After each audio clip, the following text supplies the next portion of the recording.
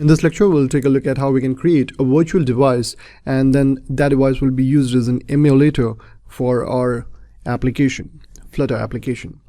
So let's get started. In order to create a virtual device like the one you're seeing over here, what we need to do is go to Tools, click on AVD Manager, and then this screen will pop up.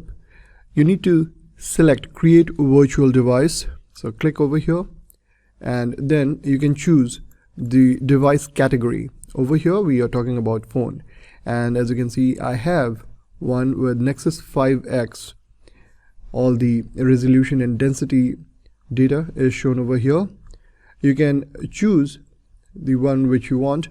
Make sure that you have the necessary files available, and for instance over here I have got the Android SDK 25, as you can see over here, API 25. So when you click on next, it will show you what all system images you are having. Like I have got this NuGet API level 25, that is Android 7.1.1. so this virtual device, when it will be up and running, it will be using this image.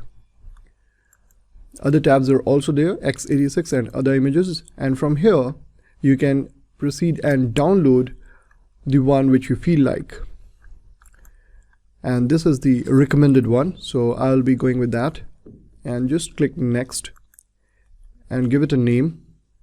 You can choose the setup orientation of this emulated device, and next step will be clicking on finish, and that will set up the virtual device. And next time when you want to run your application on an emulator, the first thing that you need to do is launch your emulator first. So you'll again go to Tools, and from there you'll select AVD Manager, and then you'll click on this button which says Launch Emulator, and here you can see it has launched the virtual device or emulator. And all you need to do now is go to your Visual Studio Code and run your application in debug mode, and the emulator will show your application. So that was all about creating a virtual device using Android Studio.